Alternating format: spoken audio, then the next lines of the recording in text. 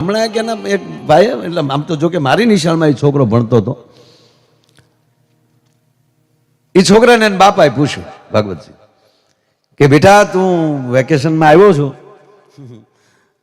7મા ધોરણનો છોકરો, કે માયાભાઈની નિશાળમાં ભણીશો તો હું તને એક પ્રશ્ન પૂછું. કે પૂછો ને બાપા. એ કે આ માખ્યું ઉડે, આ જેટલી માખ્યું ઉડે છે એ તો સાહેબ હવે આ માખ્યું મારવાના સ્પ્રે આવ્યા, બાકી પેલા માખ્યું ન મરાતી. અને માખ્યું ન હોય ને એની ઘીરે કોઈ મહેમાન નહોતો જાતો, ગોરજ નો ખરતો હોય ને માખ્યું પેલી ખબર પડી જાય કે આ મહેમાનના ભાણા થાય છે કે નહીં એમ. બાપુ માખીને, બાલકનાથ બાપુ, માખીને રાહવેલ કહેવામાં આવતી ના. અમે જોયું છે, મહેમાન આવે ને તો આપણે આમ નેવે આમ નજર્યું કરે મહેમાન, રામ રામ છે ઘરે, એ રવાઈ ગોતતા હોય.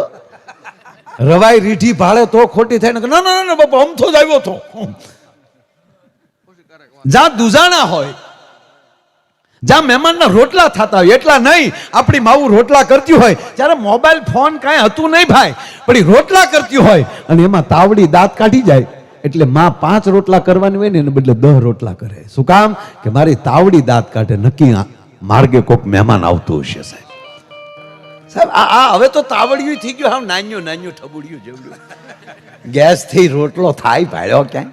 અમે આ પરદેશમાં જઈએ તો મને કહું કે આજે કઢીને રોટલા, હું કહું તમે ખાઓ. હું કોઈ દી બહાર, ખરેખર હું બહાર ક્યાંય જાઉં ત્યાં રોટલો ખાવ જ નહીં. હા, આપણા ગુજરાતીઓની એક ખાસિયત એવી છે ને કે આડી અવળી અરવિંદ, આપણે અહીંયા બેઠા બેઠા પીઝા ખાતા હોય અને બહાર જાય તો હું કે ત્યાં ખીચડી મળી છે, ખીચડી માં લઈ આવ્યો તો હું ખીચડી મળી છે. હું પહેલી વાર અમેરિકા ગયો ને સાહેબ, તો બિચારા એ બધા એમ થાય ને કે આમ એકચ્યુઅલી કલાકારોને એટલે વારા ઘડીએ મને પૂછે ઓલરાઈટ છો ને? હું કહું ઓલરાઈટ જ છું, તકલીફ નથી ને? મેં ન્યાલી તો આવ્યા, તકલીફ તો અમારી. બોલા કેમ? બોલે ભાઈ જતા હતા રસ્તે ને હાંજ પડવા આવેલી, એટલે 2 રસ્તા હતા. એક આમ આડો રસ્તો થોડુંક જંગલ જેવું પણ શોર્ટકટ થતું હતું, અને એક આમ ફરીને જવાનું, એ 5 ગાંવ વધતું હતું, ચાલીને જતા માણસો. ત્યારે એટલે 5 જણા ઊભા થઈને કીધું કે ભાઈ આ ફલાણા ગામ જવું, એમાં 2 રસ્તા, એમાં આ રસ્તો, આ શોર્ટકટ, આ હાવ ઢુકડું પડે અહીંથી. કે પણ એ ઢુકડો રસ્તો છે પણ વચ્ચે થોડુંક આમ જંગલ જેવું આવે ને ભય જેવું છે ને, આ લૂંટી લે છે. કે આજ નહીં કોઈ લૂંટે, હે આજ તમારો કોઈ વાળ વાકો નહીં કરે. કેમ? એ લૂંટે એ જ અમી, એ અહીંયા થઈ ગયા અને અમને તમે પૂછ્યું એમ. એટલે મેં કીધું તમે જે તકલીફ કયો ને એ જ અમી, એ તકલીફ માંથી તો આવ્યા અમે. જ્યાં પોતાને જ કોઈ બીજો પ્રકારનો ભય ન હોય, પોતાની જ વ્યવસ્થા પોતે કરે.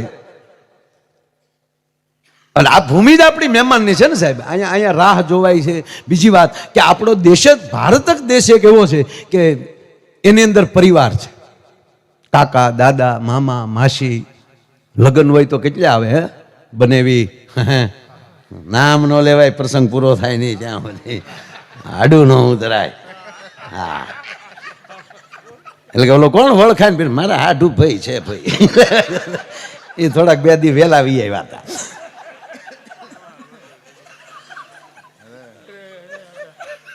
સહજ જ આવશો, આમાં કઈ બીજું કઈ નહીં.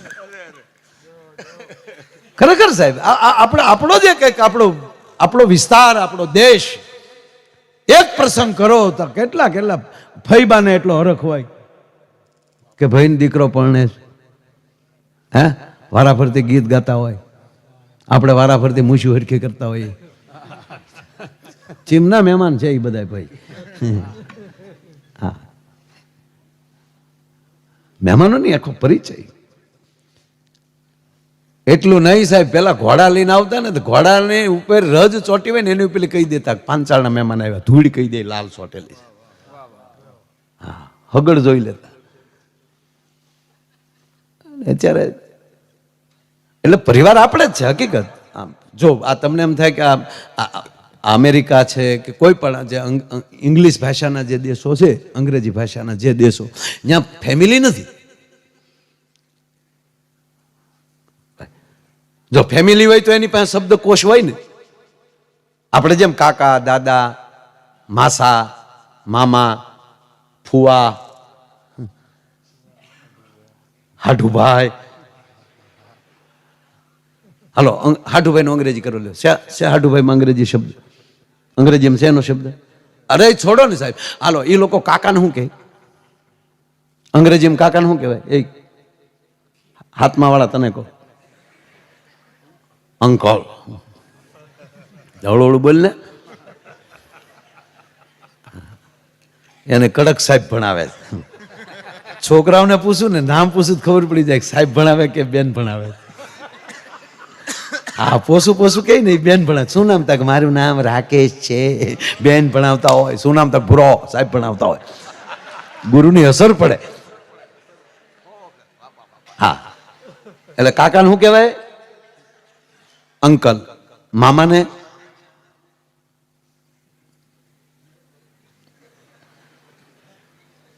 મામાને શું કહેવાય અંગ્રેજીમાં? અંકલ. માસાને અંકલ, ફુવાને અંકલ. અંકલમાં આખો લોટ આવી જાય.